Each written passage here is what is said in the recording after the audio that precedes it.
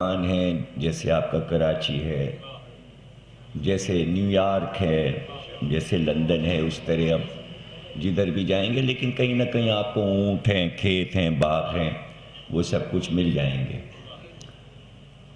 تو اب تو خیر وہاں صحرا نہیں ہے، گھاس ہے، اور یہ آ چکا پرچہ ہمارے پاس آ گیا، یہ زاہد نقوی صاحب نے دیا تھا۔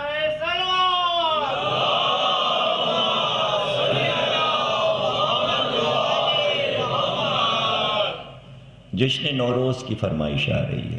اب ظاہر ہے کہ جشن نوروز پہ میں تقریر یہاں کر چکا ہوں 2-3 سال پہلے 8 ربیع الاول کو، اس کی سی ڈی موجود ہے زوار صاحب کے پاس، اس کو آپ سنیں، اس میں سب میں نے پوری ڈیٹیل نوروز کی دی ہے۔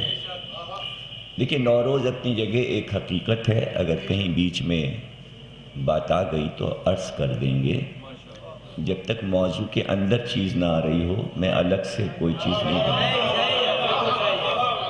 لیکن جب نوروز ایام ازاں میں آ جائے تو ہمارے لیے کوئی اہمیت نہیں ہے اس کی۔ ایام ازاں پہ ہم اسے یعنی خوشی کو فوقیت نہیں دیتے، تو چونکہ کئی برس سے یہ مارچ کا مہینہ جو ہے محرم، صفر اور یہ ربیع الاول میں پڑ رہا ہے، اس وجہ سے ہم اس جشن کو نہیں منا رہے۔ نیاز آپ کرا سکتے ہیں، ظاہر مولا علی کی نیاز ہوتی ہے، اور وہ تو کسی وقت بھی آپ نذر کر سکتے ہیں۔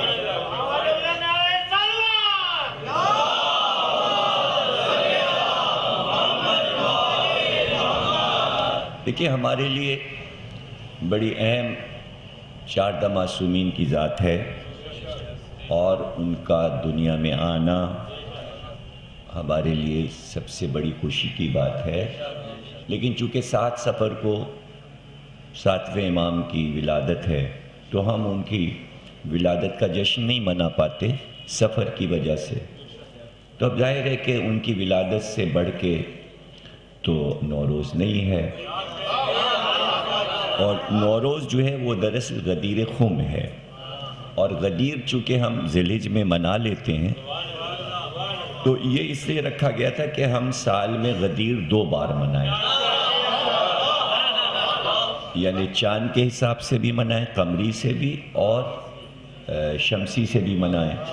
تو اب چونکہ قمری کا ہم منا چکے ہیں ابھی 18 ذی الحجہ کو، تو اگر انگریزی حساب سے غدیر نہ منا پائیں تو کوئی مسئلہ نہیں ہے، نیاز دلا سکتے ہیں آپ، لیکن اس میں جو جشن ہوتا ہے، اور ایسے بھی کون سے یہاں پر تو میں محسوس کرتا ہوں کہ پاکستان میں تو میں ترس گیا کہ جو جشن کا طریقہ ہے وہ کرتے ہی نہیں شیعہ، سلیقہ ہی نہیں آتا، طریقہ ہی نہیں آتا۔ دیکھیں ہم نے تو لکھنؤ میں دیکھا ہے کہ 13 رجب ہماری بہت بڑی عید ہے، یہاں تو شیعہ 13 رجب کو بھی کچھ نہیں کرتے، 3 شعبان ہے، 15 شعبان ہے، تو چونکہ دیکھا ہی نہیں کچھ، نئی نسل نے تو کچھ دیکھا ہی نہیں، جب تک دیکھیں گے نہیں سمجھ میں نہیں آئے گا۔ پورا لکھنؤ 13 رجب کو دلہن بنا ہوتا ہے، اتنی روشنیاں 13 رجب کو ہوتی ہیں، اور 15 شعبان کو اتنی آتش بازی لکھنؤ میں ہوتی ہے، خوبصورت آتش بازی، یہ جو یہاں یہ کلاشنکوف دھماکے یہ مجھے پسند نہیں، یہ کوئی آتش بازی نہیں، انار ہیں، پھلجڑیاں ہیں، ہوائیاں ہیں، یعنی جس میں اذیت ذہنی کسی کو نہ پہنچے ایسی سجاوٹ، تو وہ ہم دیکھتے ہیں کہ یہاں نہیں ہے، اب شعور نہیں ہے۔ پھر یہ کہ کپڑے بدلے ہوتے ہیں، سب بہت اچھے اچھے رنگین کپڑے ہوتے ہیں، جو جشن کا طریقہ ہے۔ تو نوروز کی کیا بات ہو رہی ہے؟ بھئی نوروز ہوتا تھا لکھنؤ میں، ہم نے منایا ہے، نوروز کا ایک طریقہ تھا، بہت بڑا ایک نوروز کا جلوس نکلتا تھا لکھنؤ میں، شاندار، ہاتھی ہوتے تھے اس میں، گھوڑے ہوتے تھے اس میں، ہاتھی پہ پرچم ہوتا تھا غدیر خم کا، اور رنگ کھیلتے تھے، پورے لکھنؤ میں رنگ کھیلا جاتا تھا، رنگ کھیلتے ہوئے کئی ہزار آدمیوں کا جلوس نکلتا تھا، تو وہ ایک تھا سما تھا، وہ اب وہ گھر میں نیاز دلا دیجیے. یوں بھی اگر ربیع الاول سے نکل بھی گیا نوروز تو کون سا منائیں گے آپ؟ یہ سب چیزیں یہاں پر ناپید ہو گئی ہیں، اور یہ کہ کمرشل شہر ہے، مجلس کا ہی ٹائم نکال لیتے ہیں، بڑی بات ہے کہ اتنے اشروں میں اتنی مجلسوں میں آ جاتے ہیں. کیا ہو گیا مائک کو؟ کیا ہو گیا تمہارے؟ ایک دم سے کیا ہوا؟ یہ کیا ہو گیا؟ یہ ٹھیک ٹھاک تو چل رہا تھا. تو یہ چیزیں جو ہیں وہ بڑے اطمینان والی ہیں، بہت اطمینان والی ہیں. برسوں ہم نے نوروز کھیلا، اور ایک بار تو یہ ہوا کہ 1980 یا 82 میں ہم نوروز کھیلنے گئے یہاں سے لکھنؤ، اور وہاں اخباروں میں خبر چھپی کہ صاحب پاکستانی خطیب چونکہ آئے ہوئے ہیں تو اس سال نوروز بہت دھوم سے ہوگا اور وہ بھی رنگ کھیلیں گے. تو بڑا زبردست جناب ہماری آمد کی وجہ سے خوب رنگ ہوا. ہم نے بھی سب کے رنگ لگایا، ہمارے بھی سب نے رنگ لگایا، پچکاریاں تھیں اور فوارے تھے، خوب رنگ برنگ. پھر شام کو جشن ہوا رنگ برنگا، اور ہم نے درگاہ حضرت عباس میں محفل پڑھی رنگ کی. بڑا مجمع تھا. اچھا اب اس میں دیکھیے آپ کہ وہ نئی شیروانی سلوائی تھی میں نے، اور وہیں لکھنؤ سے سلوائی تھی. کپڑا یہاں سے لے گئے تھے، سلوائی وہاں تھی، اس لیے کہ وہاں کی شیروانی جو ہے وہ بڑی عمدہ سلتی ہے. اور پھر وہاں پر یہاں تو 2500 سے لائی ہے، وہاں 200 روپے سے لائی. تو میں نے کہا یہ اچھا ہے. تو وہ نوروز کے رنگ کے حساب سے میں نے شیروانی سلائی تھی. اب وہ جشن پڑھ کے جیسے ہی اترے تو وہ گہرے سرخ رنگ ایک دم گاڑھا لال وہ انہوں نے میری شیروانی کے وہ ساری شیروانی سلوانا. اور وہ اب وہ جناب ہم نے تو کچھ نہیں کہا، اس لیے کہ اس میں برا تو مانا نہیں جاتا ہے، یہ تو جشن ہے. تو وہ جو ہمارے ساتھ تھے مرحوم منن بھائی کہنے کہ خوب بگڑے. تو پھر لڑکے ہنسنے لگے، کہنا اب یہ 2 منٹ میں اڑ جائے گا رنگ.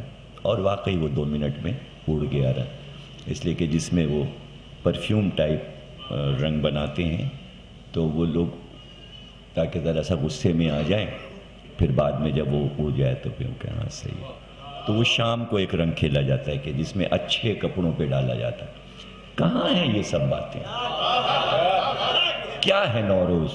کون منا رہا ہے؟ بہت دن تک یہ رضویہ میں ماشاءاللہ برسوں ہوا، 70 71 72 میں 74 تک یہاں بھی رنگ ہوتا تھا، دن بھر رنگ کھیلا جاتا تھا. انچولی میں رنگ کھیلا گیا اور بھی بہت سے علاقوں میں.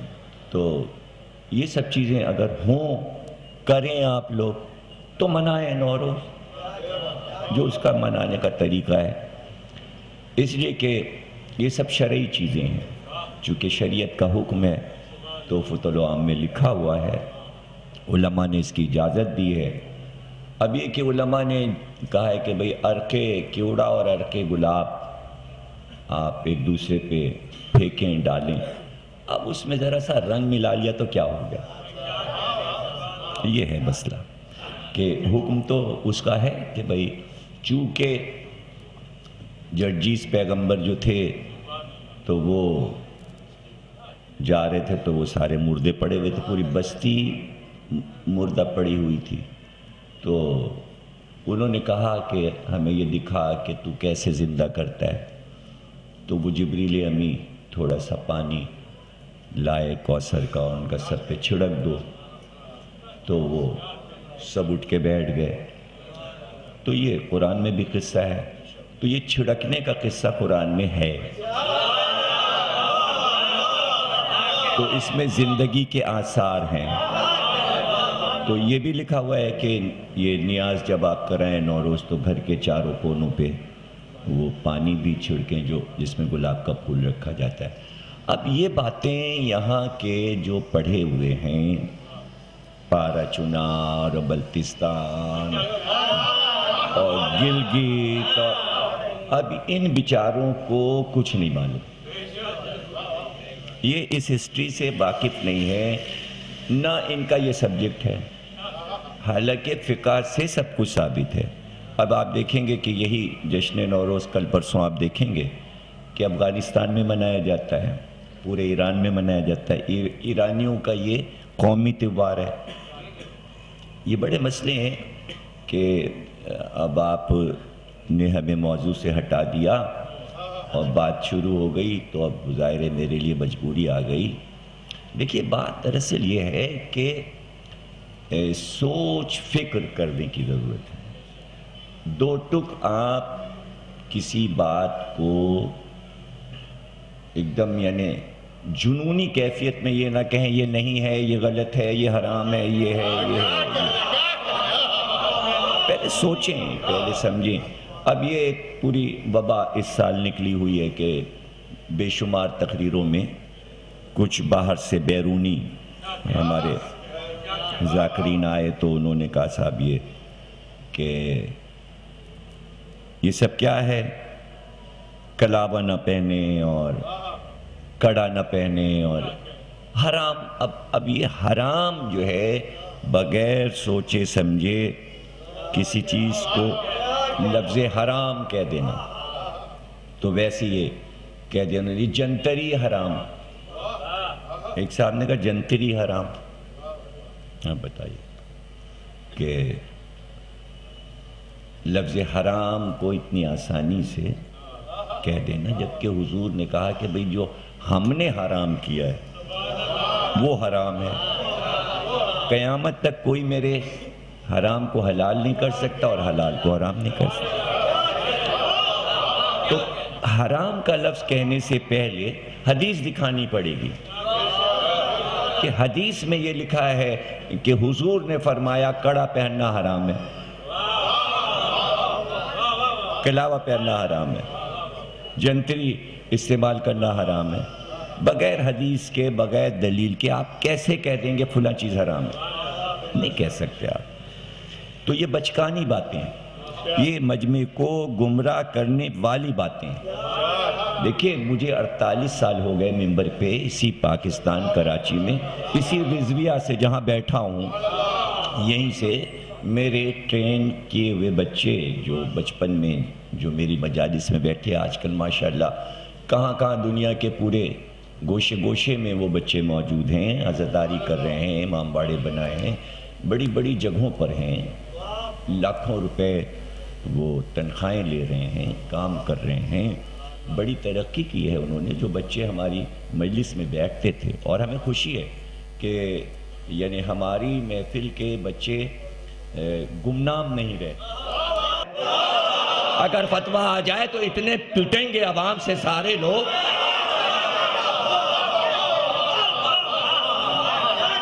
اس میں کیا فتویٰ ہے؟ یہ سارے لوگ میرے سامنے کالر والی قمیصیں پہنے بیٹھے ہوئے ہیں، انگریزوں کی قمیص ہے۔ تو چونکہ شرع اور فقہ میں بتایا ہی نہیں گیا کہ لباس کیسا ہو، جس کے جو سمجھ میں آئے پہنا، کوئی سوٹر پہنے، کوئی شرٹ پہنے، کوئی بشرٹ پہنے، کوئی کرتا پہنے، کوئی بنگالی کرتا پہنے، کوئی سندھی کرتا پہنے، کوئی پنجابی کرتا پہنے، اس میں کیا بات ہے؟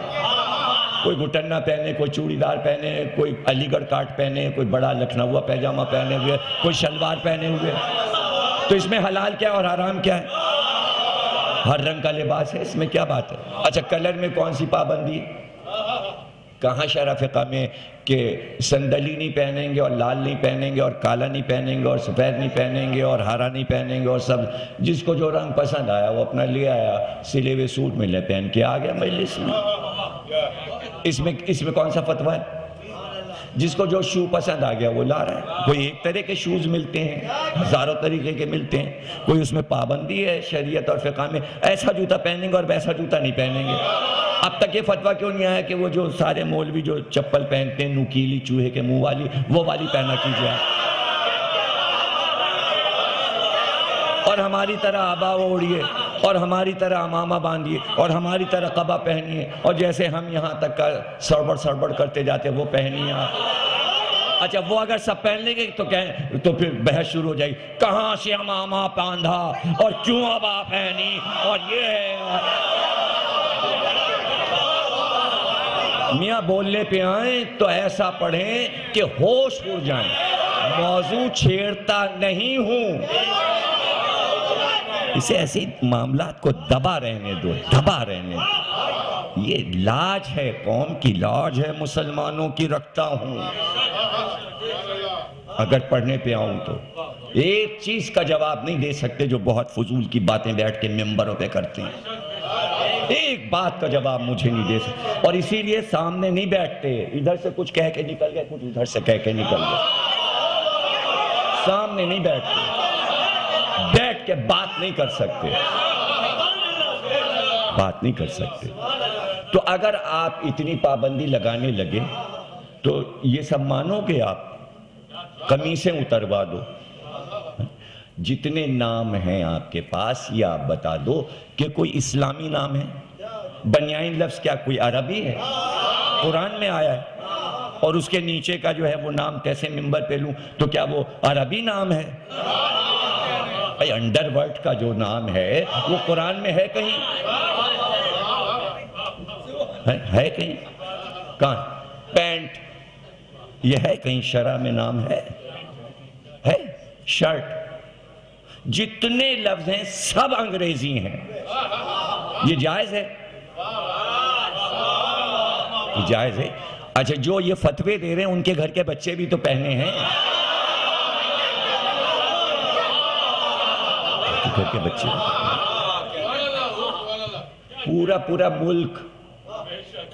پورا ملک انگریزی لباس پہنے گھوم رہا ہے. جتنے اسلامی ملک ہیں سب انگریزی لباس پہن رہے ہیں. اب میں اگر یہ کہہ دوں کہ صرف ایک ایسا پوائنٹ ہے کہ جس سے یہ سب غلط ہے, اور وہ کیا ہے کہ یہودی اور عیسائی کی شکل نہ بناؤ, اس حدیث کی روح سے یہ سارے لباس غلط ہو جاتے ہیں. لیکن کسی کی ہمت نہیں ہے کہ بیچ مجلس میں سب کو اٹھا دے کہ کل سے شرٹ نہ پہننا, اور کل سے بنیائن نہ پہننا, اور یہ نہ پہننا, اور پتلون نہ پہننا. ہمت نہیں ہے, اس لیے کہ پتہ ہے مجمع دوسرے دن واپس نہیں آئے گا. کوئی بھی واپس دے دو نا فتوی, شیروانیاں پہنا کریں سر.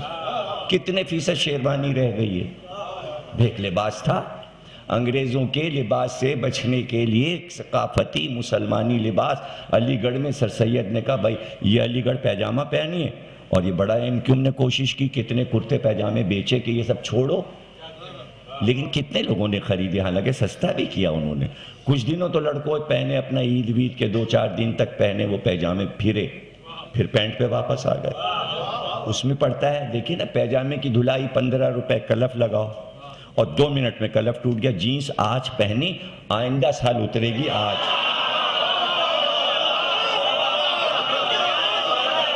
ارے بھیا یہ یہاں دیکھو نا, گھٹنے سے پھٹ گئی, کہنے آپ کو نہیں معلوم یہ فیشن ہے؟ ارے بھیا یہ چیتھڑے لٹکے ہوئے ہیں, یہ کیا ہے کیچڑ میں؟ ارے آپ کو نہیں معلوم یہ فیشن ہے. پاموز مرغی بنے ہوئے ہیں, اب آپ فتویٰ دے دیجئے حرام ہے. اچھا وہ تو چلیے غنیمت تھا کہ یہاں پہ لٹکی ہوئی ہے, اب کہیں اور لٹک رہی ہے. یہ کیا ہے بھیا؟ کہنے یہ تو فیشن ہے. تو فیشن پر کتنے فتوے آئے؟ ماتم پہ فتوے ہیں, زنجیر پہ فتوے ہیں, فیشن پہ ہمت نہیں ہے کہ فتویٰ آئے. کیوں نہیں آتے؟ کیوں نہیں؟ پتہ چلا کہ کچھ چیزوں پہ فتوے نہیں, بس موٹی موٹی باتیں کہ یہ حلال ہے یہ حرام. اگر آپ اسلامی ہیں, کلمہ پڑھتے ہیں, آپ مسلمان ہیں, تو وہ جو موٹی چیزیں ہیں وہ نہ کیجئے, وہ حرام ہے. ختم. کہ جو چیزیں ام الخبائث ہیں, جو گناہان کبیرہ ہیں, اس سے قوم بچی ہوئی ہے, اور بچی ہوئی صرف سزاداری کی وجہ سے. کہ یہی لڑکے جب باہر جاتے ہیں امریکہ لندن میں تو اتنی احتیاط کی زندگی گزارتے ہیں, جو میں دیکھ کے آتا ہوں وہاں سے. وہاں کچھ اور زیادہ احتیاط بڑھ جاتی ہے, اس لیے کہ بچوں کی تربیت کرنی ہے. کہ یہاں نہ جانے پائیں، وہاں نہ جانے پائیں، وہاں نہ جانے پائیں، اس سے بچانا، اس سے بچانا، اس لیے کہ قدم قدم پر گناہوں کی دعوت ہے وہاں۔ تو اپنے بچوں کی پرورش ہے، خود بھی بچتے ہیں، بچوں کو بھی بچاتے ہیں، تو کیوں اس بزم سے نکل کے گئے ہیں، اس بزم سے۔ اور جو اس بزم سے نکل کے نہیں گئے انگلینڈ، انگریزی بولنا بھی سیکھا، شرابیں بھی پیں، سب کچھ کیا، اور اس کے بعد سامنے آ گیا کہ اندر کیا تھے وہ بچے، کہ وہ تو ڈینل پریل کا گلا ہی کاٹ دیتے ہیں، گلا کاٹ کے پھینک دیتے ہیں۔ تو ایسے بچے بھی ہیں جو عزاداری سے نہیں اٹھے، نہیں گئے، تو وہ ابن زیاد بن گئے،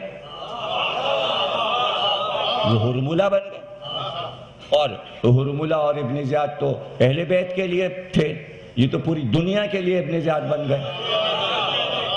تو اگر مجلس میں ہوتے تو احتیاط کی زندگی گزار رہے ہوتے۔ آپ اس کی اہمیت ہی نہیں سمجھے اس عزاداری کی۔ مسئلہ سارا یہ ہے کہ پہلے اس کی اہمیت سمجھیے کہ یہ کیا چیز امام صادق نے عطا کی ہے ہم کو۔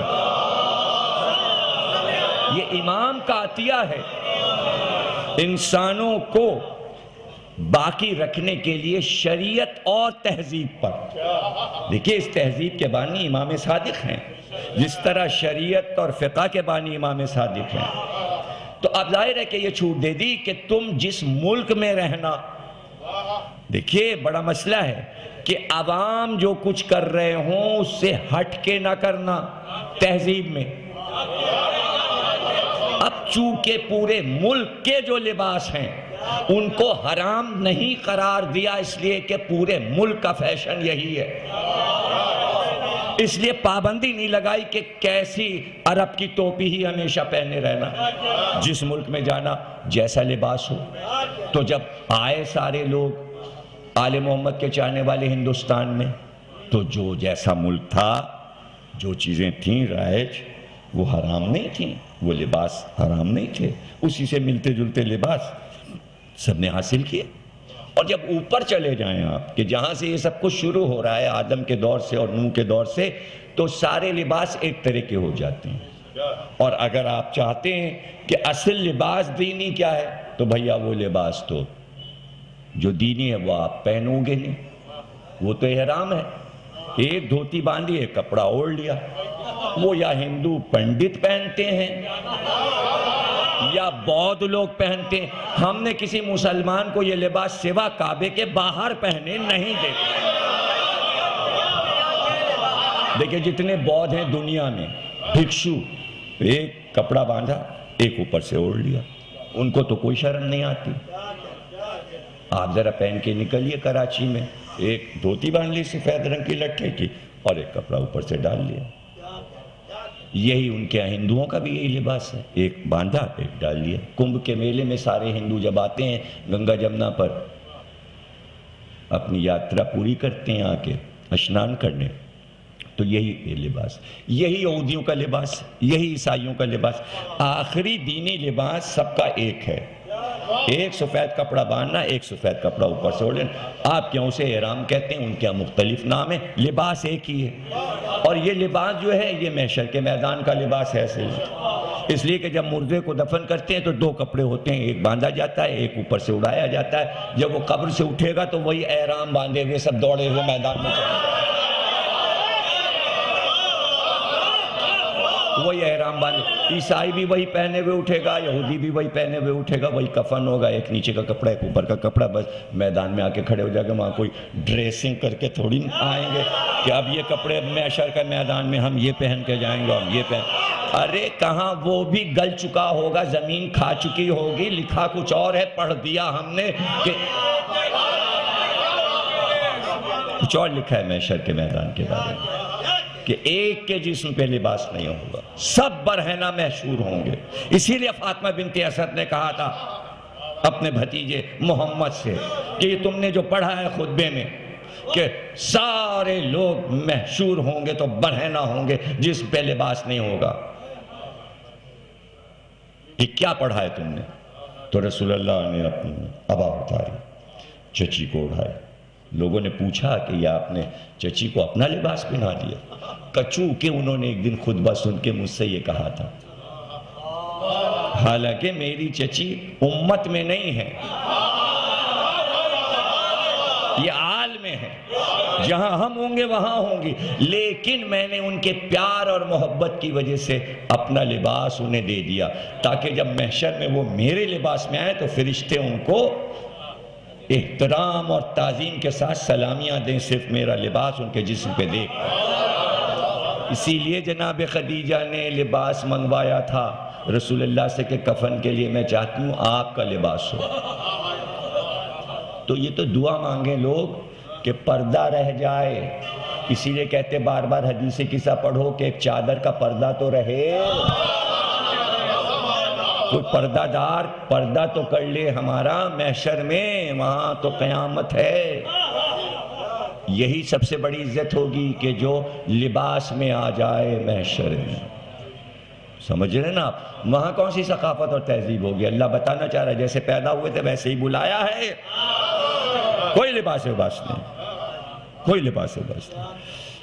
تو وہاں تو ساری تہذیبیں اور ثقافتیں ختم ہو جائیں گی، محشر کے میدان میں تمہارا کچھ نہیں چلے گا، وہاں تو شریعت اور فقہ بھی ختم ہو گئی، ہائے فقہیں بھی ساری دم توڑ گئی محشر کے میدان میں۔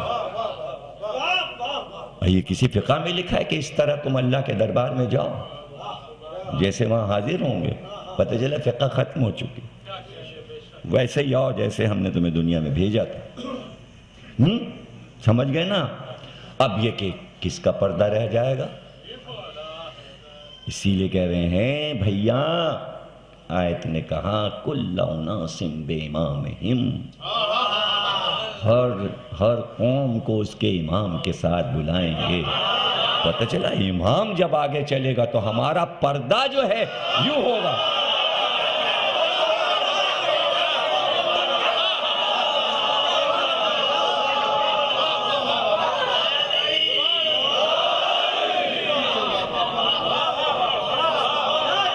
پتھر کو بھی امام مانا ہوگا کسی نے تو اس کو پتھر کے پیچھے بلائیں گے، پتھر کے پیچھے بلائیں گے۔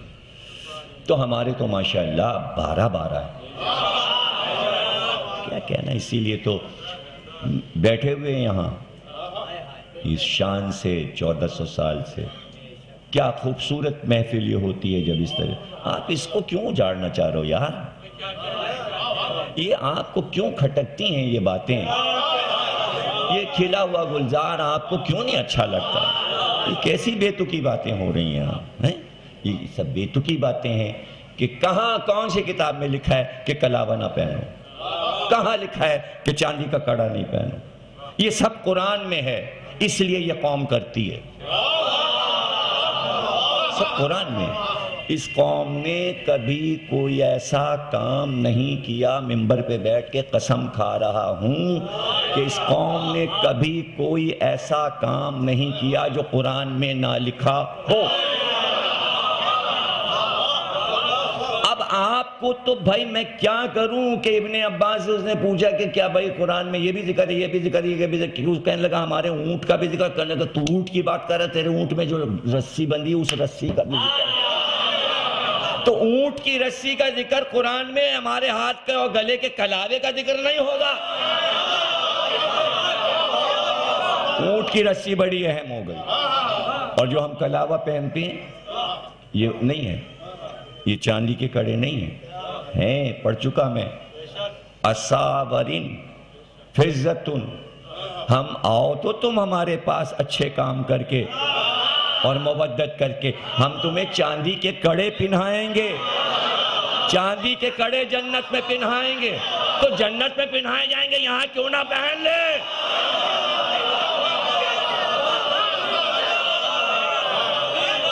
کون کہتا ہے چاندی کا کڑا قرآن میں نہیں ہے؟ سب پہنا کرو، سب پہنا کرو، یہ پورا دستور ہے۔ 6 محرم کو ہماری دادی لکھنؤ سے کڑے بنتے تھے، چھلے چاندی کے، گلے کی زنجیریں، کلاوہ سب رکھ کے سینی میں، اس کے ساتھ مٹھائی، تبرک، امام باڑے میں تعزیے کے سامنے نیاز ہوتی تھی، سب روتے تھے، کلابوں کو دیکھ کے کہ یہ وہ کلابے ہیں جو زینب کے بازو میں باندھے گئے، سکینہ کے ہاتھ میں باندھے گئے، بچوں کو پہنائے جاتے تھے۔ سکھانے کا طریقہ تھا تاکہ بچوں کو، سادات کو یہ یاد رہے کہ بیٹو تمہاری جدہ، تمہاری دادیاں زینب، ام کلثوم، سب کے بازو رسی سے باندھے گئے، تم بھی پہنو۔ یہ جو تم ہتھکڑیاں پہن رہے ہو ہاتھ میں، یہ سید سجاد کو پہنائے، یاد رہیں تمہیں کہ ہتھکڑی پہنائی گئی، بھول نہ جانا اس دین کے لیے کیا کیا کیا ہے انہوں نے، یہ ہتھکڑیاں ہاتھ میں یاد سمجھیے۔ اب رہ گئی کہ سب کوئی کہے بھائی ٹھیک ہے، پہلے زمانے میں لوہے کی بنتی تھی، کچھ لوگ چاندی کی بھی بنواتے تھے۔ اب چاندی کی کیا وجہ ہے؟ چاندی کی وجہ یہ ہے کہ جب حضرت یوسف گرفتار ہوئے اور ان کو قید میں ڈالا گیا تو عزیز مصر نے جو ہتھکڑیاں تھیں وہ واپس کرا دی، کہ نہیں یہ لوہے کی ہتھکڑیاں واپس کرو، اس لیے کہ یوسف بہت نازک ہیں، یوسف بہت نازک ہیں، ابھی چھوٹے ہیں بچے، چاندی کی ہتھکڑیاں بنا کے لے آؤ۔ تو ایک نبی نے چاندی کی ہتھکڑیاں پہنی،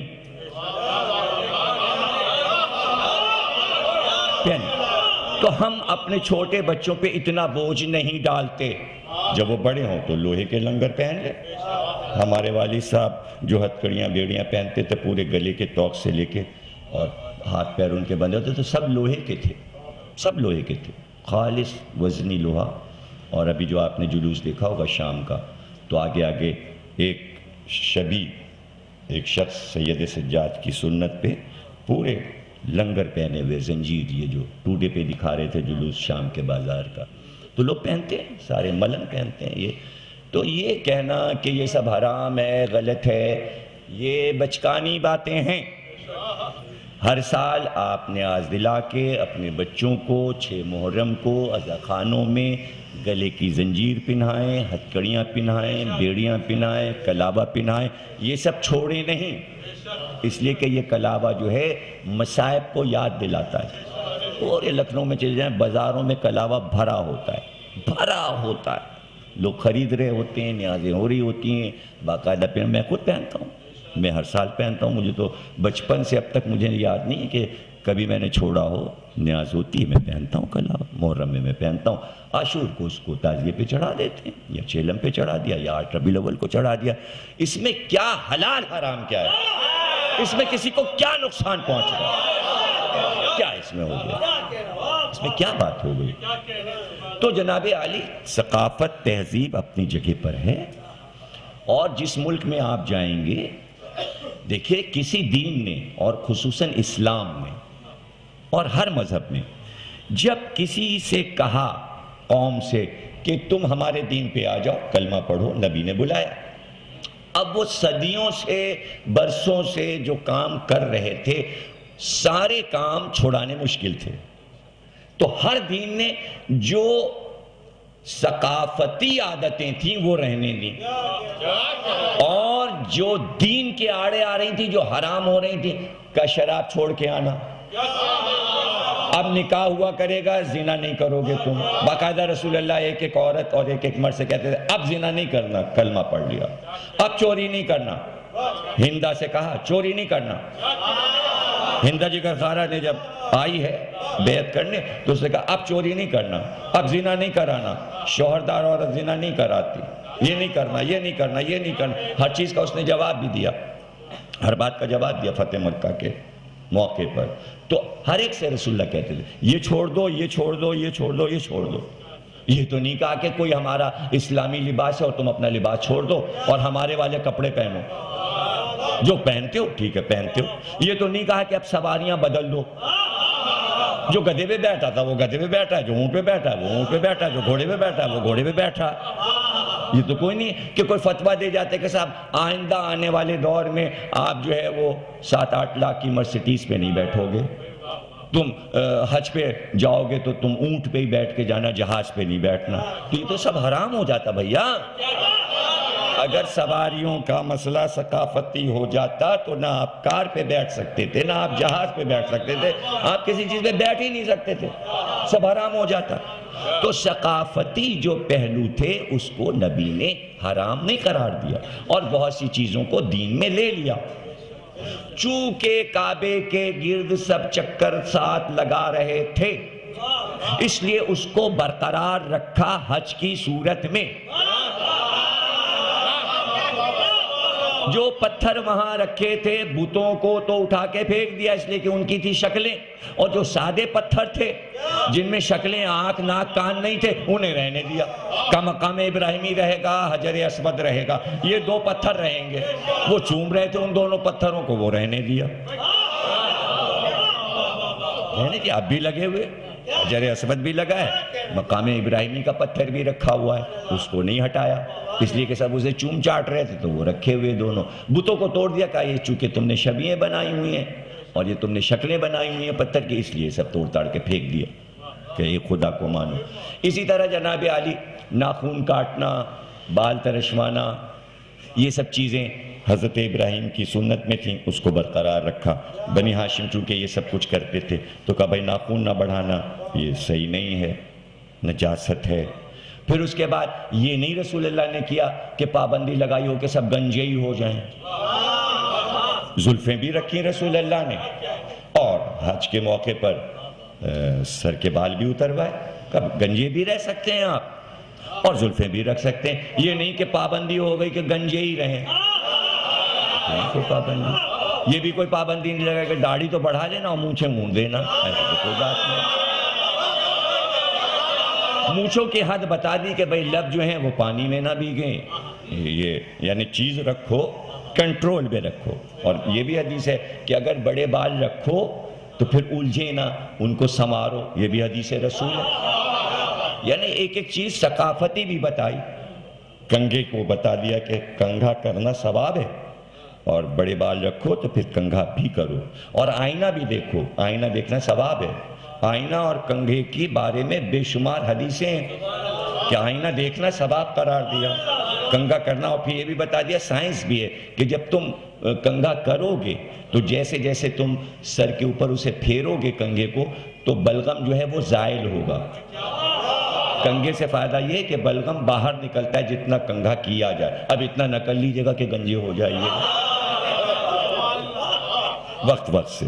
تو یہ ساری چیزیں علامہ مجلسی نے پوری کتاب اس پہ لکھی ہے، حدیثیں جمع کی ہیں ثقافتی، کہ آپ کون سے رنگ پہنے، کیسا لباس پہنے، کھانے پینے کا سارا حساب رکھا گیا ہے، کیا کھاؤ کیا پیو، کوئی منع نہیں کہ آپ بہت سی غذائیں نہیں کھا سکتے، کھا سکتے ہو۔ گوشت کے بارے میں بے شمار حدیثیں ہیں، مرغ کے بارے میں حدیثیں ہیں، کوئی منع نہیں کیا گیا، روٹی کے بارے میں، دال چاول کے بارے میں، سالن کے بارے میں، کباب کے بارے میں، سب کچھ موجود ہے، سبزیوں کے بارے میں، ساگوں کے بارے میں، کوئی غلط نہیں ہے کہ یہ سب کچھ آپ نہ کرو، لیکن ایک مقدار بتا دی۔ حضرت علی نے کہا بھائی اس کو جو ہے نا ہڈیوں کا میوزیم نہ بنا لینا، جانوروں کا میوزیم نہ بنا لینا، تو میوزیم نہ بننے پائے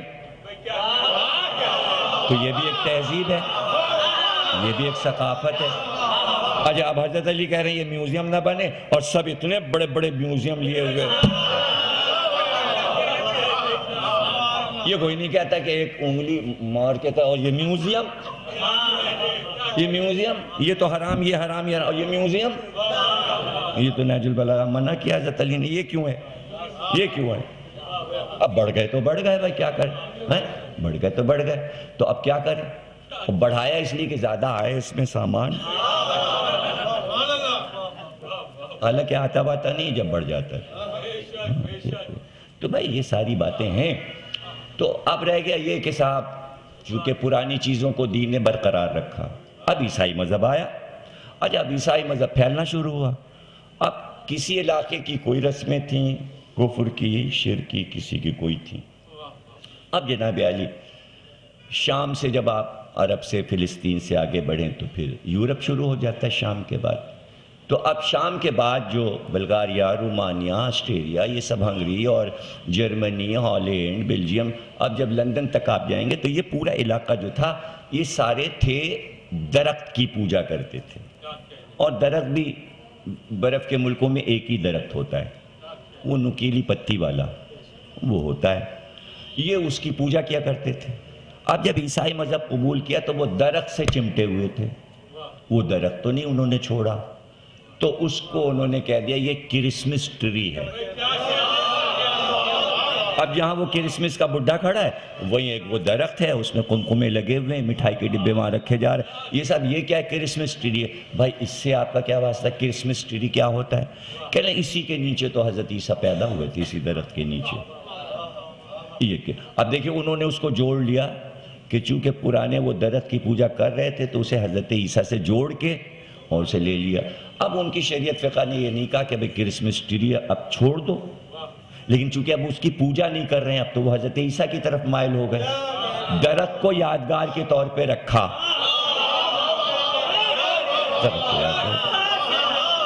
یہودیت نے بھی درخت کو رکھا، ان کا بھئی آپ کاہے کے لیے رکھو؟ کہنے وہ جب حضرت موسیٰ آگ لینے گئے تو درخت میں سے آواز آئی میں تمہارا رب ہوں، تو جب درخت اپنے آپ کو رب کہہ سکتا ہے موسیٰ سے تو اس کی شبیہ درخت کی ہم رکھ سکتے ہیں۔ تو ان کے یہاں بھی درخت ہے، ہمارے یہاں بھی درخت ہے، ہمارے یہاں بھی ہے، ہاں ہمارے یہاں ہے بیری کا درخت، اس کو عربی میں کہتے ہیں سدرہ، جہاں رسول گئے بیری کو کہتے ہیں سدرہ، وہ اسی کی لکڑیاں مردے کو بغل میں لگائی جاتی ہیں، اور جو پانی مردے کو نہلایا جاتا ہے بیری کی پتی سے۔ درخت ہمارے یہاں بھی ہے، ہاں کھجور کے بھی ہیں، بیری کے بھی ہیں، اور کئی درخت ہیں۔ اب یہ کہ ہم چونکہ آم کھاتے ہیں تو ہم ذرا آم کی زیادہ پرواہ کرتے ہیں، درخت سوکھے نہ، پانی۔ جس کے یہاں سیب لگا وہ سیب، ایران میں سیب ہے، انگور ہے، بیلیں ہیں، چمن والوں کے پاس انگور ہے۔ اب ہمارے یہاں سندھ میں کیا ہے؟ ناریل کے ہیں کچھ ایک آدھ کہیں نظر آ جاتے ہیں، یہاں کیا درخت ہیں؟ خیر پور میں کھجوریں وجوریں لگی ہوئی ہیں۔ تو بھائی یہ سب ہے تہذیب اور ثقافت، سمجھ گئے نا؟ تو اب جناب عالی عرب سے بڑھا اسلام اور پہنچا ایران۔ اب ان کا پرانا مسئلہ تھا ایرانیوں کا، ہزاروں برس سے ایرانی جو تھے وہ نوروز مناتے تھے، اب وہ ہو گئے مسلمان، ایرانی وہ ہو گئے مسلمان۔ انہوں نے کہا، حساب لگایا، جب اسلام ان کے پورے سمجھ میں آیا تو انہوں نے کہا بھائی آپ غور تو کیجئے کہ جب غدیر کا واقعہ ہوا تو 21 مارچ تھا اور یہ ہم پہلے سے مناتے تھے،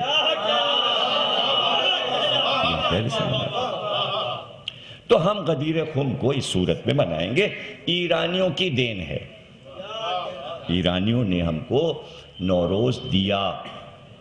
اب اس میں سارا یونان آئے گا، ایران بھی پورا قدیم آئے گا اس میں گفتگو میں، کہ بھئی ستاروں کا ایک مسئلہ پہلے سے چل رہا تھا حضرت ادریس کے دور سے، چونکہ حضرت ادریس کا سفر یونان تک ہوا، یونانیوں نے حضرت عیسیٰ سے ستاروں کا علم لیا اور اس ستارے کے علم کو پھر حضرت ابراہیم نے ترقی دی، اور اس کے بعد یونان میں یہ طے ہو گیا کہ یہ ستارے جو آسمان پہ بکھرے ہیں یہ کسی نہ کسی چیز کی شبیہ بناتے ہیں، تو ان شبیوں کو انہوں نے نام لکھے، انہوں نے کہا بھائی یہ 12 برج ہیں، تعداد میں 12، یعنی ستاروں کا جو مجموعہ بن رہا ہے وہ پورے آسمان پہ ایک قطب سے دوسرے قطب تک یہ جو پورا آسمان پہ جال بکھرا ہوا ہے اس میں کچھ شکلیں بنی ہوئی ہیں، تو کوئی شکل بچھو جیسی ہے تو اس کا نام انہوں نے عقرب رکھ دیا، کوئی بکری کے بچے سے ملتا تھا اس کو حمل کہہ دیا، کوئی ترازو سے مل رہا تھا تو اس کو میزان کہہ دیا، یہ سارے نام رکھے گئے اور ساری زبانوں میں اس کے یہی ترجمے ہیں، یہی نام ہے، جو شیر سے ملتا ہے اس کو اسد کہہ دیا، یعنی یہ اس سے ملتا ہے۔ اس کے بعد انہوں نے حساب لگا کے بتایا کہ بھئی یہ سورج جو ہے یہ ایک شاہراہ پہ چل رہا ہے، ایک پٹی ہے اور وہ مسافت اپنی طے کر رہا ہے، تو انہی 12 برجوں سے وہ راستے سے گزرتا ہے، اور 365 دنوں میں وہ ایک ایک برج میں اتنے دن رہتا ہے، ایک مہینے رہتا ہے، اور اس کا حساب پہلی سے پہلی نہیں ہے بلکہ 21 سے 21 ہے، تو جب اس کا پہلا گھر سال کا آتا ہے برج حمل آتا ہے تو آفتاب 21 کو برج حمل جو ہے وہ بالکل برج شرف کہلاتا ہے، یعنی نصف النہار پہ ہے، یعنی نہ اس کو زوال ہے نہ غروب ہے، بلکہ جب وہ بیچ میں آیا تو سال کا پہلا دن بنا 21 مارچ۔ اتفاق یہ ہے کہ آفتاب جیسے ہی برج حمل میں آیا بالکل بیچوں بیچ میں، تو نبی بالکل اس کے بیچ میں کھڑے تھے اور علی کو ہاتھوں پہ اٹھائے ہوئے تھے، تو چونکہ برج شرف میں اعلان ہوا یا ایھا الرسول بلغ ما انزل الیک، اس سے پہلے کہ سورج جو ہے وہ جھکے اور سورج کو زوال ہو، جلدی سے کہیے من کنت مولاہ فہذا علی اللہ، جلدی سے کہیے۔ اب غور کیجئے گا، جیسے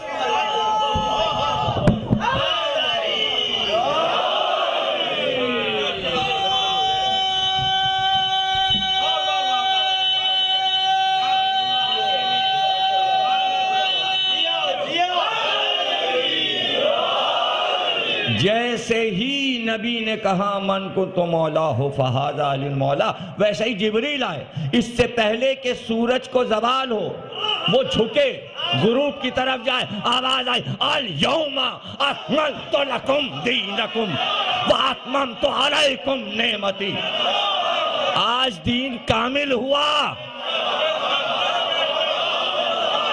جیسے آفتاب نے اپنے سفر کو کامل کیا، اس لیے میر انیس نے کہا جب قطع کی مسافت شب، آفتاب نے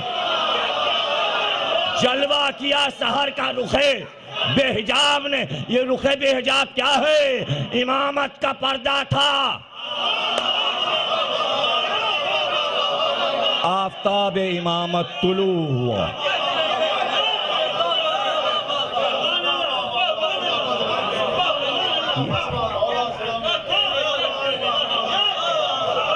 اور پھر قرآن نے آواز دی ذات البروج، سورہ بروج ہے قرآن میں۔ اللہ نے کہا ہم نے 12 برج بنائے، اگر قرآن سے نوروز ثابت نہ ہو تو کہیے حرام۔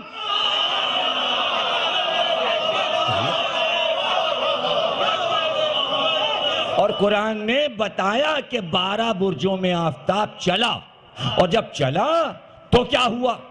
آفتاب کو نہیں دیکھ رہا، وہ دیکھ رہا ہے آفتاب کے نیچے کیا کام ہو رہا ہے۔ تو قرآن نے آواز دی وَالشَّمْسِ وَالضُّحَاهَا وَالْقَمَرِ إِذَا تَلَاهَا، آفتاب آیا، اس کے پیچھے چاند آیا بلا فاصل، بلا فاصل۔ اس کا نام ہے نوروز، نیا روز، سال کا نیا روز، چونکہ اسلام کا نیا دن طلوع ہوا، اس لیے اس کو کہا نیا روز۔ کیا مطلب؟ الیوم کا ترجمہ ہے نوروز، یہ دن، آج کا دن، ال لگا ہے، ال کا ترجمہ ہے نو، یوم کا ترجمہ ہے روز۔ کیوں نہیں سمجھ میں آتا؟ اگر غدیر قوم سے دشمنی ہے تو بیٹھ کے کہیے کہ نوروز وروز کچھ نہیں ہے، جب پتہ نہیں آپ کو تو یہ ایسی باتیں کرنے سے کیا فائدہ؟ اور دنیا کو منانے دیجئے بھیا، آپ نوروز کی بات کر رہے ہو۔ جو چیز ہم نے ایجاد کر دی، دنیا نے بغیر جانے اسے منایا۔ ہم نے 15 شعبان کا جشن رکھا، اس کا نام ہم نے رکھا شب برات۔ دنیا منا رہی ہے شب برات، اور کسی کو نہیں معلوم کہ یہ شب کیوں ہے، اور ساری دنیا کے بچے پڑھا کے چھوڑا رہے ہیں۔ ارے ہمارا 12واں آیا، یہ اس کا جشن ہے۔ پوری دنیا سے شب برات منواتے ہو، آپ کا یہ شب برات حرام؟ نوروز پہلے امام کا، شب برات آخری امام کی، نہ وہ حرام ہے نہ یہ حرام۔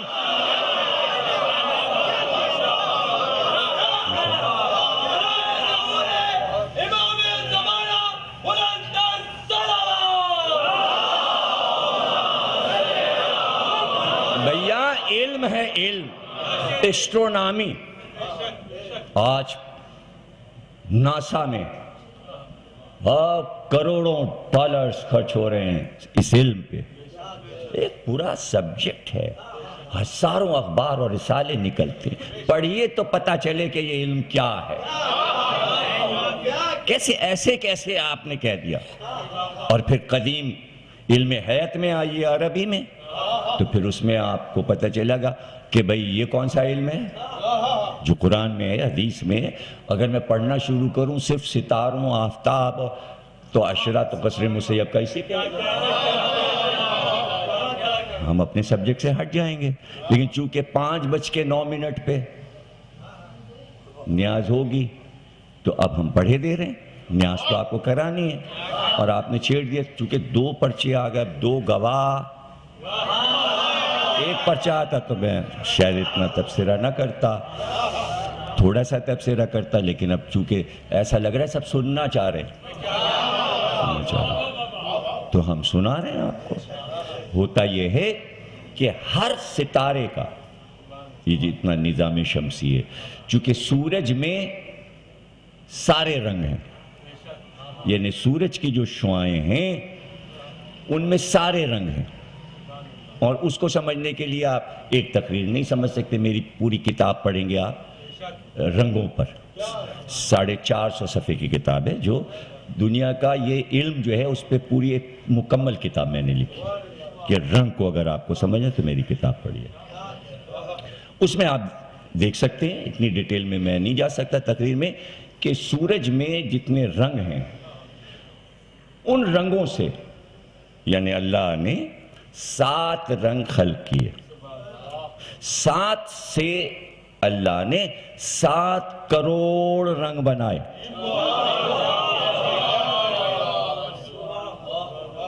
اور یہ آفتاب اور مہتاب حدیث کے مطابق نور حسن سے خلق ہوا.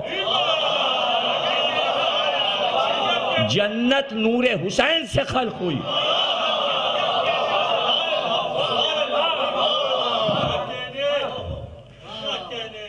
تو یہ جو نور ہے آفتاب کا، آپ کو صرف ایک روشنی نظر آتی ہے لیکن اس میں سارے رنگ ہیں. جب سائنسدانوں نے ان رنگوں کو پہچانا تو اس کا طریقہ اختیار کیا کہ شعاؤں میں سے ہر رنگ کو الگ الگ، تو اب جتنی شعائیں ہیں اس میں سب کو الگ الگ اس کا استعمال الگ الگ ہے. ہر رنگ کی شعاع الگ الگ اس کا استعمال ہے. کون سی شعاع جو ہے کینسر کے لیے ہے، کون سی جو ہے پتھری توڑنے کے لیے ایک شعاع ہے، فلانے شعاع ہے. اب یہ فزکس اور کیمسٹری اور اس میں آ جائیں گے، ہم ڈاکٹری میں آ جائیں گے. اگر ادھر سے ہم ہٹ گئے تو ان شعاؤں کو گرفتار کیا جاتا ہے، ان کو جو ہے کیمرے میں لے کے اور ٹی وی کے اوپر وہ اب علاج ہو رہا ہے اس سے، ان چیزوں سے. تو یہی کلر جو ہیں، یہی کلرز علاج کرتے بیماریوں کا. تو حکمت میں یہ ہوتا ہے کہ اس رنگ کی بوتل لے کے اس میں پانی بھر کے اور پھر سورج کے سامنے رکھتے ہیں. وہ پانی جو ہے دوا کے طور پر، تو اس میں الگ الگ ہے کہ کون سا اختلاج قلب کے لیے کون سا رنگ ہے، ہارٹ اٹیک کے لیے کون سا ہے، جگر کے لیے کون سا ہے، دل کے لیے کون سا ہے، اسکن کی بیماری ہو تو اس کے لیے کون سا ہے، آنکھوں کے لیے کون سا، کان کے لیے، وہ ایک الگ پورا حکمت ہے. نفسیات میں رنگ ہیں، اس میں رنگ ہے، اس میں رنگ ہے. تو یہ سارے سیاروں کے اپنے رنگ ہیں. چونکہ آفتاب سارے سیاروں اور ستاروں پہ اپنی شعاع ڈالتا ہے، تو اب ان میں جتنا جذب اور کشف ہے تو وہ ایک رنگ کوئی کھینچتے ہیں جو ان کی مٹی میں جاذبیت قدرت نے رکھ دی. تو مثلا زہرہ جو ہے وہ سبز رنگ کو کھینچ لیتا ہے تو وہ سبز ہو جاتا ہے. چاند آپ کے سامنے ہے، چاند کا رنگ جو ہے سلور ہے. تو اب یہ اتنا رنگ چاند نے لے لیا کہ میٹھی میٹھی چاندنی ہو گئی ہے، اس کا رنگ ہو گیا. اس طرح مشتری جو ہے وہ پورا سرخ ہے، اس نے اسی آفتاب کی شعاع سے سرخ رنگ لے لیے. اب جب آفتاب برج شرف میں آیا تو اب جو اس کے قریب ہوگا سیارہ، تو جو اس کا رنگ ہے آفتاب کا، وہ وزیر قرار پائے گا پورے سال کے لیے.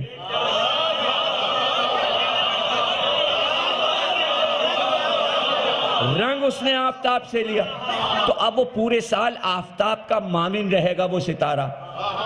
اور وہ جو کچھ نظام شمسی میں ستارے کے اثرات پڑتے رہیں گے تو یہ کہا جائے گا کہ ستاروں میں وزیر جو ہے اپنا عمل و دخل بادشاہ کے حکم سے کر رہا ہے. تو اب چونکہ وہ ہے وزیر، تو اگر زہرہ وزیر بنا ہے تو وہ ہے سبز، تو وہ اپنا رنگ ایسے قریب سے گزرے گا سارے برجوں میں کہ سارے برجوں کی کہکشائیں جو ہیں وہ سبز میں رنگتی چلی جائیں گی، یعنی زمرد رنگ میں۔ اب زمرد کے جو اثرات ہیں وہ ستاروں سے لے کر زمین اپنی طرف لے گی، جب زمین اس کا عکس اپنے اوپر لے گی تو جتنے انسان ہیں ان پہ سبز کے اثرات پڑیں گے۔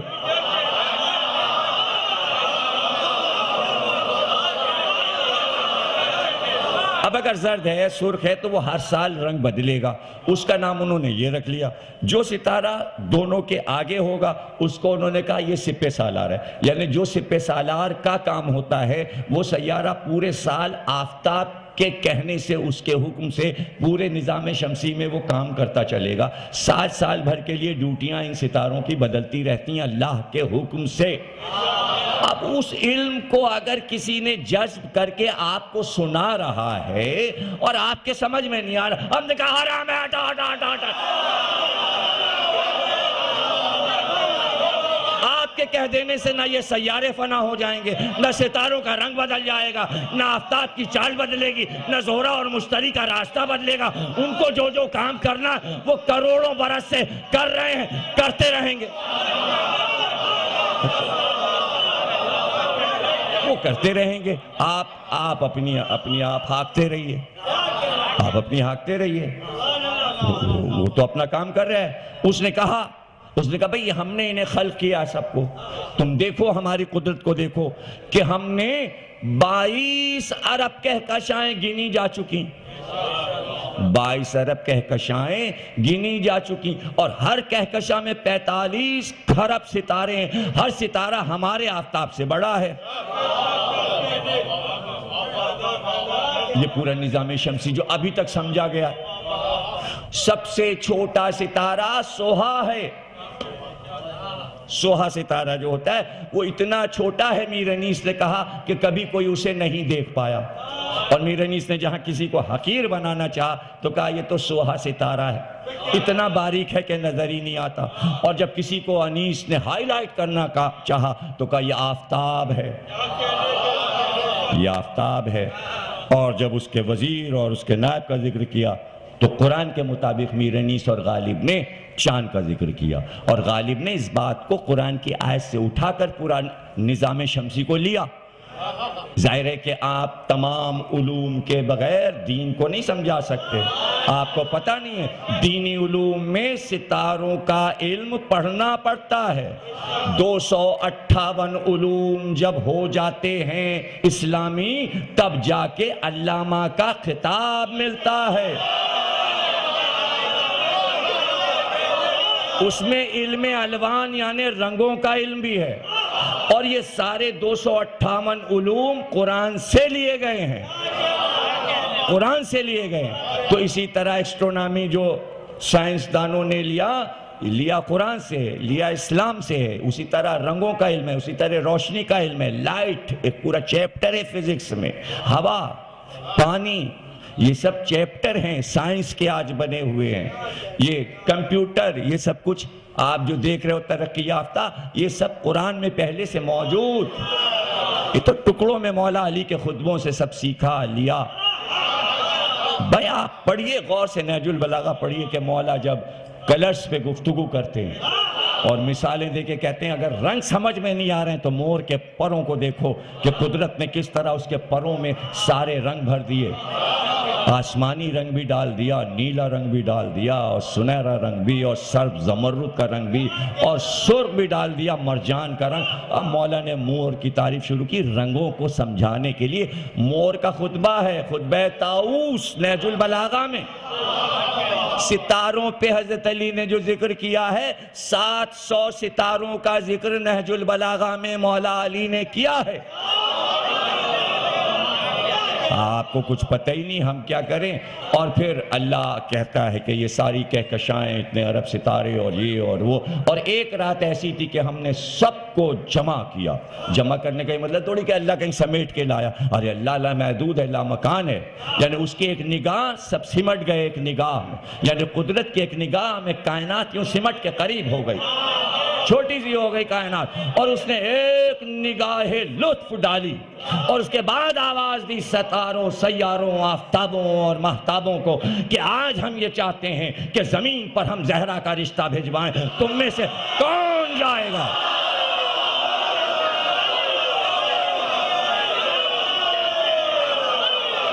کون جائے گا؟ کون جائے گا؟ تو کہتے ہیں کہ آفتاب نے آواز دی میں جاؤں، اللہ نے کہا ہٹ جا، آج اس خوشی میں جلنے والوں کا کام نہیں، ہٹ جا۔ تو ظاہر ہے کہ نرم نرم مدھم چاندنی والے آفتاب کو اللہ نے کہا تو جائے گا؟ اس نے کہا میں کیسے جاؤں، اور وہ بھی تیرے محبوب کی گلی میں، اس لیے کہ تیرا محبوب انگلی اٹھاتا ہے تو میں کٹ جاتا ہوں، میں کیسے جاؤں؟ کہتے ہیں کہ قدرت نے جب نگاہ ڈالی زہرہ ستارے پر، تو جب سے ہی تو زہرہ ستارے نے اپنا رنگ بدلا، اور اس کو قدرت نے یہ فضیلت عطا کی کہ سب سے پہلے شام کو طلوع کرتا ہے اور صبح کو سب سے آخر میں ڈوبتا ہے۔ اب جو ستارہ سب سے پہلے شام کو آپ کو نظر آ جائے، اگر آپ کو ستاروں کی پہچان نہیں ہے تو جو سب سے پہلے طلوع کرے، جیسے ہی آپ کی پہلے ستارے پہ نظر پڑے پہچان لیجئے یہ زہرہ ستارہ ہے۔ اور صبح کو جب آپ نماز پڑھنے کے لیے وضو کرنے صحن میں آئیں اور دیکھیں سارے ستارے ڈوب چکے لیکن ایک جو ہے روشن چمک رہا ہے، چاند کی طرح روشنی دے رہا ہے، اور کوئی ستارہ یہ کام نہیں کر پاتا جو زہرہ ستارہ کرتا ہے، ایسے ایسے ایسے ایسے ایسے۔ یہ جو اس کو جو چمک ملی ہے یہ اسی دن سے ملی کہ اللہ نے اس پہ نظر ڈالی اور کہا تو جا، اور ستارہ زہرہ چلا۔ کیوں نہ کہوں کہ زہرہ زہرا کے رشتے کے لیے علی کے گھر چلا۔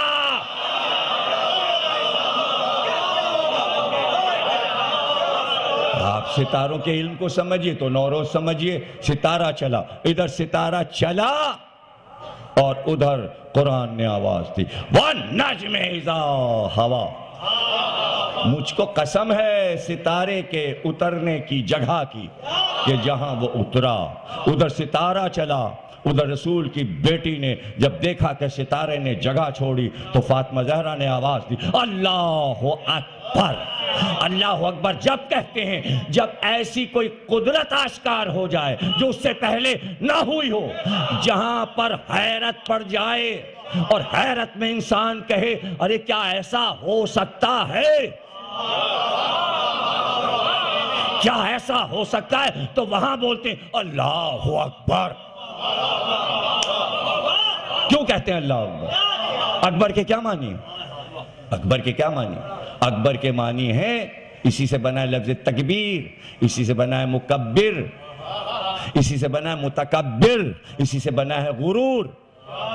اللہ کہتا ہے غرور صرف ہمیں زیبا ہے، شیطان نے غرور کیا اس کو نکال دیا ابلیس بنا کر کہ سوا ہمارے کوئی دنیا میں غرور نہ کرے، اس لیے اس نے اپنا نام رکھا، ہزاروں ناموں میں ایک نام ہے اس کا متکبر، وہ جس کو غرور زیب دیتا ہے،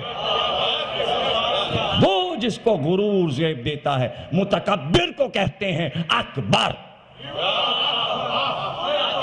یعنی جس کا غرور جو ہے اس کے آگے کسی کا غرور نہیں چل سکتا۔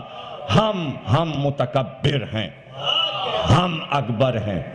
تو کوئی آگے بڑھ کے دستے ادب جوڑ کر پوچھے کہ غرور کب ہوتا ہے انسان کو؟ انسان کو غرور جب ہوتا ہے جب اس کو یہ محسوس ہوتا ہے کہ جو کام ہم نے کر دیا دوسرا نہیں کر سکتا تو اس کو غرور ہو جاتا ہے۔ چونکہ ایسے سجدے کیے تھے شیطان نے، ایک ایک سجدہ 6000 برس میں ختم ہوا تھا، وہ سمجھا تھا مجھ سے زیادہ نمازی پرہیزگار عبادتگار متقی کوئی ہے ہی نہیں، تو اس کو غرور ہو گیا، کہا یہ میں اس کو کیوں سجدہ کروں، مٹی سے بنا ہے، اس کو میں کیوں سجدہ کروں، وہ سمجھا تھا میرا کام بڑا ہے اس لیے اس کو غرور ہو گیا۔ اب غرور کا مفہوم آپ سمجھ گئے کہ کہاں پر انسان کو غرور آتا ہے؟ یہی وجہ ہے کہ آل محمد نے کبھی غرور نہیں کیا، غرور صرف اللہ نے کیا۔ اور جب اس سے پوچھا گیا کس بات پر تجھے تکبر ہے، کیوں تم متکبر ہے، تو وہ کہتا ہے ہم نے آل محمد بنائے، ایسا کوئی بنا نہیں سکتا، اس بات پر میں متکبر۔ میں اکبر ہوں، یاد رکھنا، اس لیے تکبیر ہوتی ہے نماز میں، اللہ کو اکبر اس لیے کہتے ہیں، اس کا شاکار 14 ہے اس لیے وہ اکبر ہے، اس لیے وہ اکبر، اللہ اکبر، اللہ اکبر، اللہ اکبر۔ 34 بار کہا تھا اللہ اکبر کہ علی کے گھر کی طرف ستارہ چلا، ادھر گھر کی طرف رخ موڑا، فاطمہ زہرا نے کہا الحمدللہ، الحمدللہ۔ حیدر کا در چوم کے زہرا ستارہ واپس چلا، نبی کی بیٹی نے کہا سبحان اللہ، سبحان اللہ۔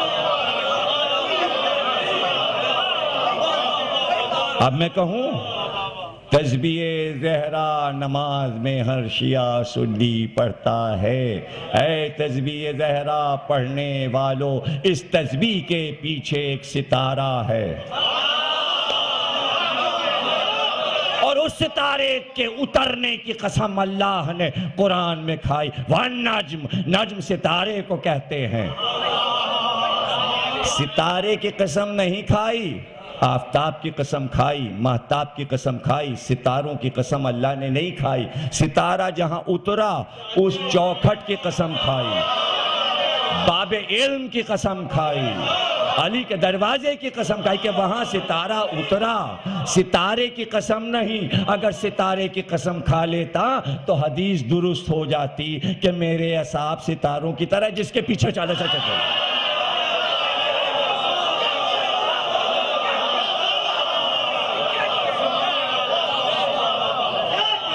ستارے کی قسم نہیں کھائی، ستارے سے کوئی گفتگو نہیں، ہاں سورج کی قسم والشمس، ہاں چاند کی قسم والقمر، اور ایک جگہ نہیں کئی جگہ، اس لیے غالب نے یہ بات کہی، شرط است کہ بہر ضبط آداب و رسوم، اگر تم دین میں اچھی باتوں کو قائم رکھنا چاہتے ہو تو ایک شرط ہے، شرط است بہر ضبط آداب و رسوم، ضبط تنظیم کے لیے بہر ضبط آداب رسوم اچھی باتیں قائم رکھنے کے لیے ایک شرط ہے، ایک شرط ہے، اب وہ شرط غالب بتانا چاہ رہے ہیں، فارسی دیوان غالب کا شرط است کہ بہر ضبط آداب و رسوم، اگر اچھی باتوں کو قائم رکھنا چاہ رہے ہو، نہیں رہ سکتی قائم، یعنی تمہاری تہذیب باقی نہیں رہ سکتی، آداب تمہارے باقی نہیں رہ سکتے جب تک تم ایک شرط پوری نہیں کرو گے، اگر وہ شرط تم نے پوری نہیں کی تو کوئی تمہاری ثقافت، تہذیب، دین، شریعت کچھ بھی نہیں رہے گا، شرط است کہ بہر ضبط آداب خیزت بعد از نبی امام معصوم، جیسے ہی نبی جائے اس کے بعد ہمیشہ معصوم کو ماننا، اگر نہیں مانا کچھ نہیں رہے گا،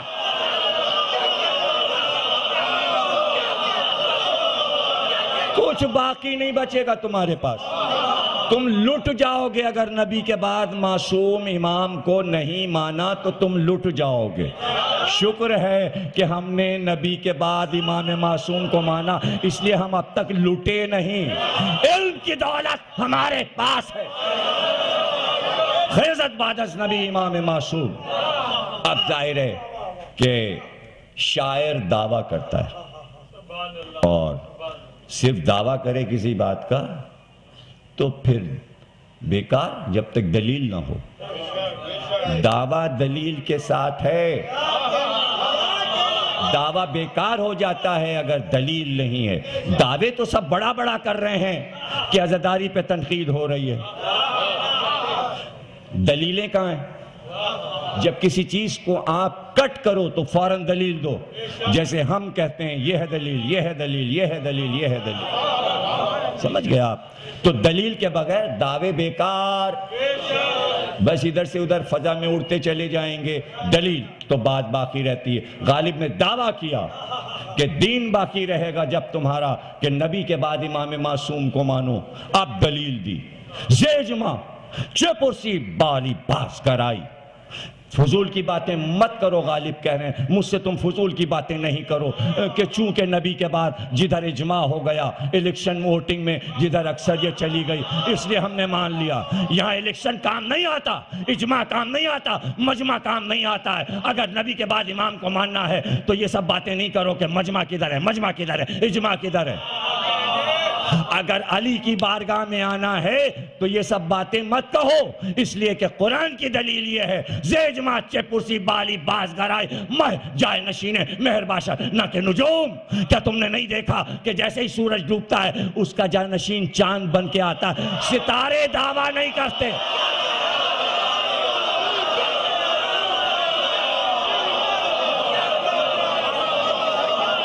والشمس وضحاها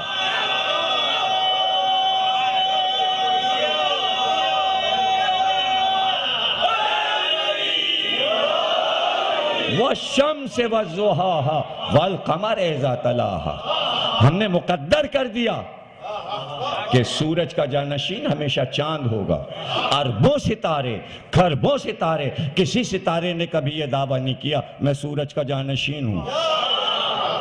چاند ہے سورج کا جانشین۔ غالب کہہ رہے ہیں کہ تمہارے پاس دلیل ہے کہ نبی کے بعد امام کو مانو۔ امام چاند ہے، نبی سورج ہے، ستارے لاکھوں ہیں۔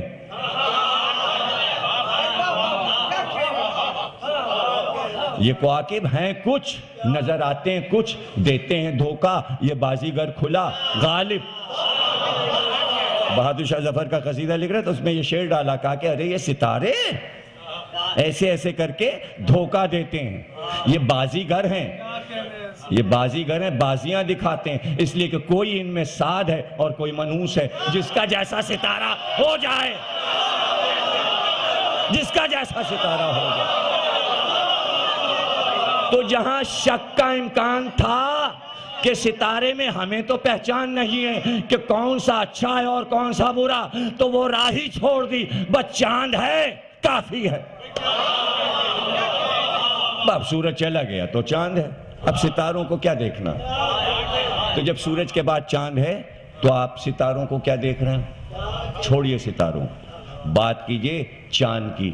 اس لیے چاند کی بات کیجئے کہ آپ کی شریعت ابھی تک تہذیب کی بات تھی، ثقافت کی، اب آپ کی شریعت کی بات ہے کہ بھئیاں تہذیب و ثقافت تو جڑی ہوئی ہے چاند سورج سے، ستاروں سے، آفتاب سے، بروج سے، لیکن آپ کی شریعت بھی خارج نہیں ہے چاند سورج سے۔ بغیر اس کے ایک قدم شریعت اور فقہ نہیں چڑھ سکتی، لڑکھڑا کے گر جائے گی۔ اس لیے کہ سورج سے تشبیہ دی قرآن میں اللہ نے نبی کو، چاند سے تشبیہ دی امام کو، علی کو، اور نبی نے اپنا پورا دین علی کے حوالے کر دیا، یعنی سورج نے اپنے حقوق چاند کو دے دیے۔ اب قیامت تک شریعت سورج سے نہیں چلے گی، چاند سے چلے گی۔ کیا بابا کر رہے ہیں آپ؟ جیسی بابا کرنی چاہیے، اس لیے کہ آپ اتنے سننے میں اتنے مزے میں محو ہو جاتے ہیں کہ ہمارا اجر دینا آپ بھول جاتے ہیں۔ کون سنائے گا آپ کو یہ باتیں؟ شریعت سورج سے نہیں چل رہی، شریعت چاند سے چل رہی ہے۔ اگر چاند نہ نکلے تو عید نہیں ہوتی۔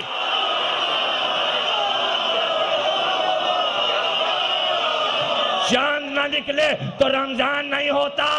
ارے اگر آج نہ نکلے تو عید میلاد النبی گیا۔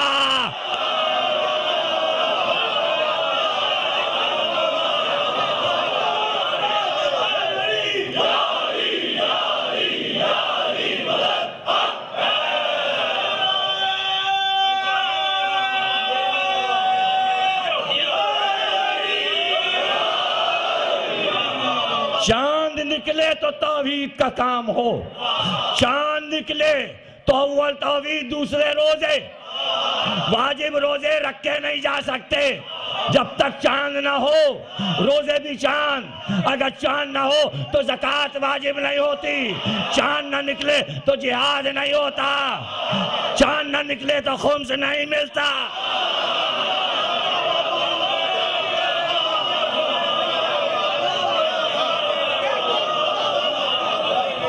کوئی یہ پوچھے تم تو کہتے ہو 12 امام، چاند تو ایک، احمق، چاند تو ایک ہی ہے لیکن سال میں 12 بار چڑھتا ہے۔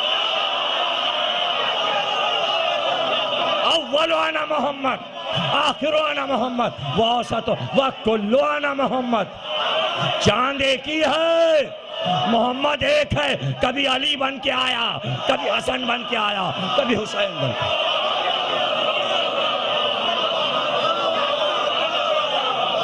ہاں شریعت جو ہے وہ چاند سے متعلق ہے، اس لیے کہہ دیا جنتری نہ ہو تو کیسے پتا چلے کہ آج چاند جو ہے 3 دن تحت الشعاع اور عقرب میں رہے گا۔ کیا مطلب ہے؟ یہ سورج کو کوئی پریشانی نہیں ہو رہی ہے؟ نہیں صاحب، سورج تو بادشاہ ہے، اس کے پیچھے عقرب نہیں لگ سکتا، لیکن چاند کے پیچھے عقرب لگائے، وہ بھی 3 عقرب پیچھے لگے۔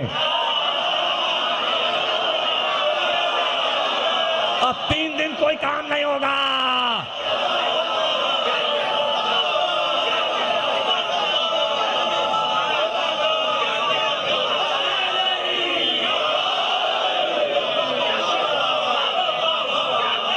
یہ کیا ہوا؟ یہ کیا ہوا؟ تحت الشعاع 3 دن۔ کیا ہے بھائی یہ تحت الشعاع کیا ہے؟ کہ نہیں سمجھے؟ سورج تو تحت الشعاع نہیں ہے لیکن چاند تحت الشعاع۔ یہ 3 دن کیسے آ گئے؟ یہ 3 دور کیسے آ گئے؟ چاند کے لیے، سورج کے لیے 3 دور نہیں آئے، چاند کے لیے ہاں 3 دور چاند کے لیے آئے ہیں۔ آپ دیکھیے، فقہ پڑھیے، شریعت پڑھیے، تاریخ پڑھیے، پہلے جمل، پھر صفین، پھر نہروان۔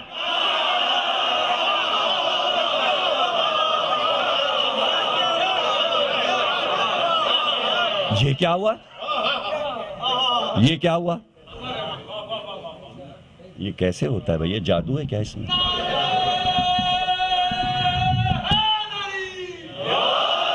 یہ کیا ہوا؟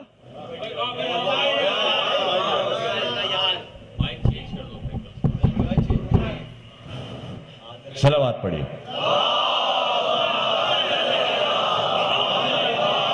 یہ کیا ہوا؟ سورج نکلا، سورج نکلا، سب چیزیں نمایاں ہو گئیں۔ ادھر سورج ڈوبا اور جیسے ہی چاند نکلا سب نکل پڑے، چور بھی نکل پڑے، سانپ بھی نکل پڑا، بچھو بھی نکل، حشرات الارض، کیڑے رینگنے لگے۔ پتہ چلا جب چاند کا دور آتا ہے تو سب کچھ بلانے لگتے ہیں۔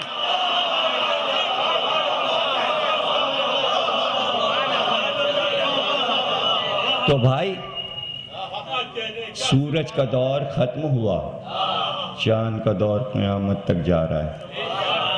آپ کی شریعت سورج سے نہیں جڑی ہوئی ہے، چاند سے جڑی ہوئی ہے۔ اور غالب نے یہی کہا کہ سورج کے بعد آپ کو چاند کو ماننا ہے، چاند کو ماننا ہے۔ تو چاند جو ہیں وہ علی ہیں۔ تو بھائی یہ سب چیزیں، مزاج آپ کا تھوڑا سا نرم ہو،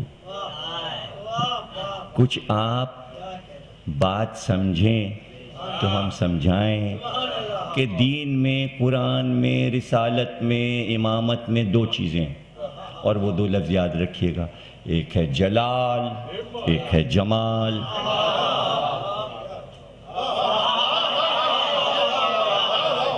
جمال میں دنیا کا آرٹ آتا ہے، آرٹس۔ جب آپ جمالیات سے واقف ہی نہیں ہیں تو ہم آپ سے بات کیا کریں؟ کیا بات کریں؟ آپ نے نہ حافظ شیرازی کو پڑھا، سعدی کو نہیں پڑھا، عطار نشاپوری کو نہیں پڑھا، آپ نے فرزدق، حسان، ہمیری، کمیت کو نہیں پڑھا، بیبل کو نہیں پڑھا، آپ نے سودا، میر، غالب، میرنیس، مرزا دبیر، مونیس، انس، وحید، نفیس، عارف، بابو صاحب فائق، آپ نے کچھ پڑھا ہی نہیں۔ عزیز لکھنوی، آرزو لکھنوی، ثاقب، جوش، آپ نے کچھ پڑھا ہی نہیں۔ ہم آپ سے کیا بات کریں؟ کیا بات کریں؟ جب آپ کا تعلق جمالیات سے نہیں ہے، آپ جمال رسالت کو سمجھے ہی نہیں، آپ جمال امامت کو سمجھے ہی نہیں۔ جمال کا تعلق ثقافت سے ہے، جلال کا تعلق شریعت سے ہے۔ بس آپ جلال اپنا دکھاتے رہیے، بچوں کو ڈراتے رہیے، نعرہ نہ پہننا، کڑا نہ پہننا، یہ نہ کرنا، وہ نہ کرنا۔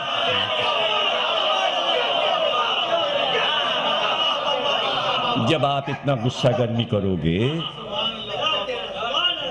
اتنا غصہ گرمی تو اللہ نے شیطان پہ بھی نہیں کیا جتنا آپ کر رہے ہو۔ کم از کم اس نے مہلت تو دے دی، مہلت تو دے دی۔ اب آپ دیکھیں کہ بھئی وہ ابھی سنا کہ مجلس ادھر ہو رہی تھی کہیں امام حسن علیہ السلام کی شہادت پہ، تو کوئی مولانا باہر سے بلائے گئے، تو کہنے لگے بھئی یہ بات یہ ہے کہ یہ لوگ عشق کرتے ہیں، علی سے عشق کرتے ہیں، یہ شیعہ جو ہیں علی سے عشق کرتے ہیں، جیسے یہ خود شیعہ نہیں ہیں اور غیر متعلق لوگوں کی باتیں کر رہے ہیں۔ اب شیطان ان لوگوں کے اندر گھسا ہوا ہے اور وہ یہ کہتا ہے کہ بھئی عشق تو علی سے کر ہی رہے ہو، تھوڑا سا میری طرف سے بھی عشق علی ڈال لو۔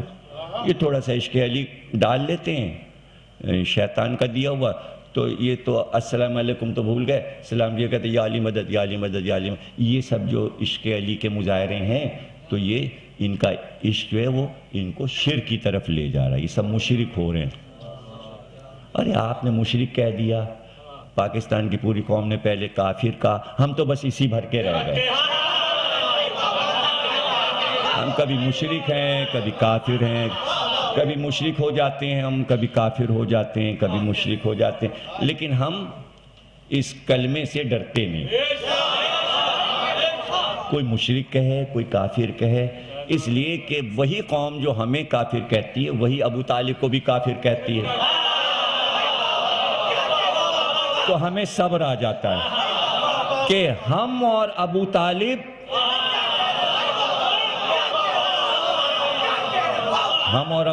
ایک جگہ آ گئے، اور جو جہاں بھی آ جائے یہ ہمیں معلوم ہے کہ مولا علی جو فیصلہ اپنے باپ کے لیے کریں گے وہی ہمارے لیے۔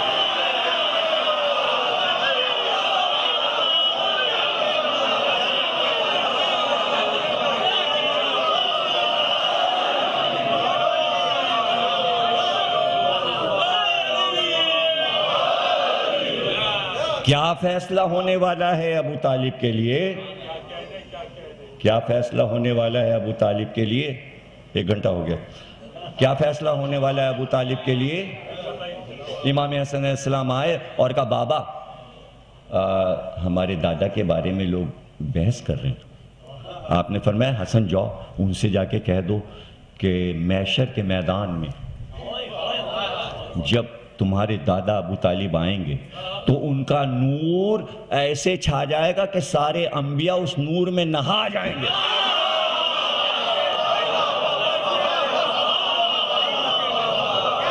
سن لیا آپ نے؟ سن لیا آپ نے؟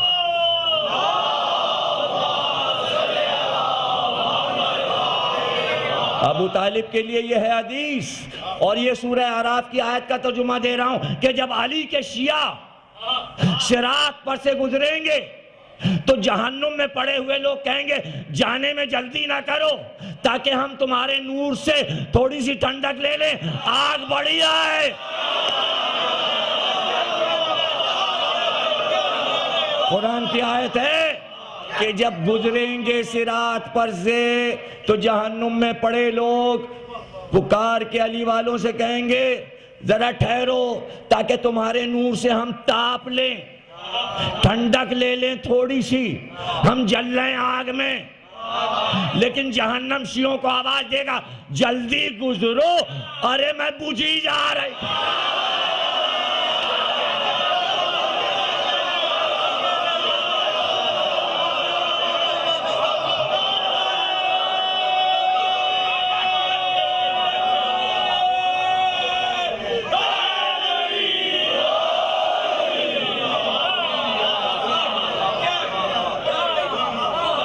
حدیث قصہ ہمارے پاس ہے، اور مولا علی نے اعلان کر دیا میں بھی کامیاب، میرے شیعہ بھی کامیاب۔ بھیا کامیابی کی ڈگری لیے بیٹھے ہیں. آجا آپ گئے یونیورسٹی گئے, کیا کیا ملا آپ کو؟